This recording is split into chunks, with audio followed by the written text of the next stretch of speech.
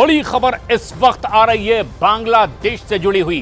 बांग्लादेश में एक बार फिर से भयंकर हिंसा शुरू हो चुकी है। जबरदस्त हिंसा में 73 लोगों की मौत की खबर है। देश भर में कर्फ्यू लगा दिया गया है और बांग्लादेश में मरने वालों के 73 लोगों में 14 पुलिस वाले भी शामिल हैं। खबर के मुताबिक बांग्लादेश के सिराजगंज में भीड़ ने हमला करके 14 पुलिस वालों को पीट पीट कर मार डाला है। और इस बार हजारों प्रदर्शनकारी प्रधानमंत्री शेख हसीना के इस्तीफे की मांग को लेकर सड़कों पर उतर आए। आगजनी की गई है।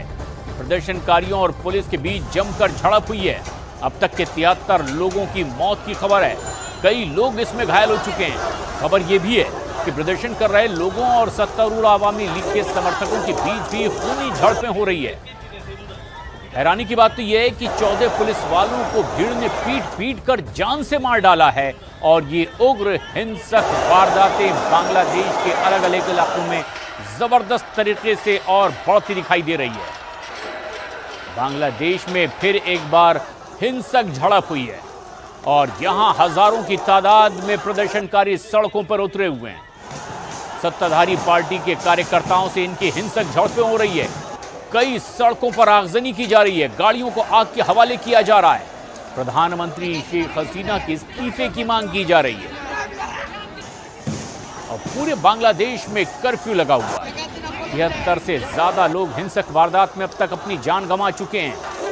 खास बात यह कि 14 पुलिस वालों को भी इन हिंसक प्रदर्शनकारियों ने पीट पीट कर मार डाला है। पूरे बांग्लादेश के कोने कोने में इसी तरह से हिंसक वारदातें हो रही है। प्रदर्शनकारी सड़कों पर उतरे हुए हैं। संदीप बोल हमारे सहयोगी इस वक्त हमसे सीधे जुड़ रहे हैं। संदीप, जबरदस्त हिंसा की तस्वीरें अब पूरी दुनिया के सामने आ रही है बांग्लादेश से।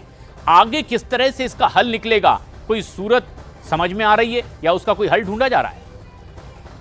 प्रशांत, जिस तरीके की स्थितियां अभी बनी हुई है वो ट्रिगर इसलिए भी ज्यादा हुई है क्योंकि अब जो पुलिस है या सिक्योरिटी फोर्सेस है वो बनाम प्रदर्शनकारी नहीं है, बल्कि अवामी लीग के जो यानी कि जो वहां की सत्तारूढ़ पार्टी है उनके लोग भी जो है वहां पे आसानी से ये जो है आपस में अब आमने सामने, जिसकी वजह से हिंसा ज्यादा हो रही है। 80 से ज्यादा लोगों के मारे जाने की खबर है और खास बात यह है कि वहां पे आज शाम 6 बजे से कर्फ्यू लगा दिया गया है, जिसकी वजह से सब तरीके के इंटरनेट, यहाँ तक कि अगर आप लाइन बेस्ड इंटरनेट भी यूज करते हो उसमें भी किसी भी तरीके का कोई भी जो सोशल मीडिया उसको इस्तेमाल में नहीं लाया जा सकेगा। और जिस तरीके की सड़कों पर तस्वीर नजर आई है, एम्बुलेंस तक को नहीं छोड़ा गया, एम्बुलेंस तक को तोड़ा गया। यहाँ तक कि जो आर्मर पर्सनल कैरियर व्हीकल जो होते हैं जिसमें कि बख्तरबंद गाड़ियां जिसको बोला जाता है, उनके शीशे तक को पेंट कर दिया गया है। चारों तरफ आगजनी है और कुल मिला के 13 ऐसे जिले हैं जहाँ पे इस तरीके की स्थिति बनी हुई है।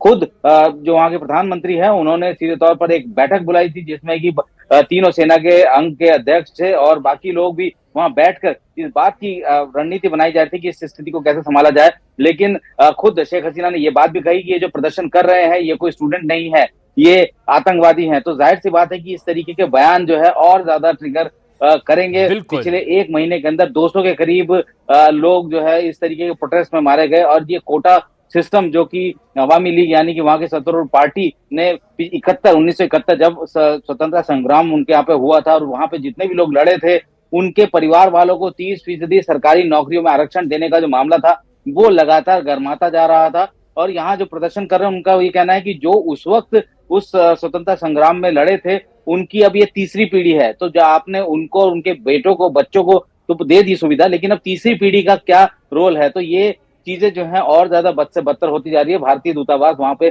पहले ही कई बार जो एडवाइजरी जारी कर चुका है, हेल्पलाइन नंबर जारी किए गए हैं ताकि अगर कोई भी ऐसा जो भारतीय जो कि आना चाहता है, क्योंकि पिछले जुलाई के मिड ऑफ जुलाई में अगर 7 तारीख की बात करें उसके बाद भी इस तरीके की स्थितियां बनी थी और उसके बाद ये कोशिश की गई थी कि जितने भी ऐसे स्टूडेंट हैं या जो लोग हैं उनको आने दिया जाए। नेपाल और बाकी अन्य देशों के जो छात्र हैं वो भी भारतीय सीमा के थ्रू अंदर आए थे वहां से, बांग्लादेश से। तो अभी स्थितियां बहुत ज्यादा जो है चिंताजनक है। और आप संदीप बने रहे हमारे साथ। फरीद हुसैन, सीनियर जर्नलिस्ट, ढाका से इस वक्त हमसे सीधे जुड़ रहे हैं।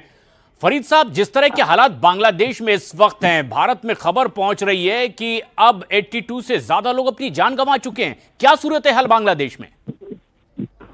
सूरत तो बहुत खराब है। बहुत आलन तो हो गया, ठीक बोला वो तो एक ही काम तो हो गया। ये जो है ना वो तो कर्फ्यू फिर इम्पोज किया और इंडिपेंडेंट कर्फ्यू, वो बहुत एस्टेब्लिशमेंट पे आग लगा दिया, हमला हो गया, पुलिस स्टेशन पे हमला हुआ। वो जो है पुलिस स्टेशन पे जो हमला करके पैरा पुलिस मैन तो किलिंग हो गया, ये लिंक्स करके जो ज्यादा खराब हो सकता है यहाँ पर।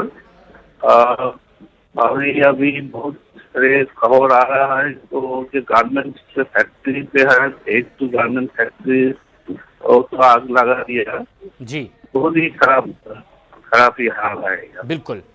और ये लगातार हिंसक वारदातें बढ़ती चली जा रही है, हर मिनट हर लम्हा मरने वालों की तादाद भी बांग्लादेश में बढ़ती चली जा रही है। और जिस तरह की खबरें आ रही है, ये हिंसक प्रदर्शन थमने का नाम नहीं ले रहा। स्वतंत्रता संग्राम सेनानी के परिजनों को नौकरी में आरक्षण है इस विरोध का मुद्दा। सरकार के इस फैसले का अब सड़कों पर उतरकर विरोध किया जा रहा है। ना सिर्फ विरोध हो रहा है बल्कि प्रदर्शन बहुत उग्र हो चुका है।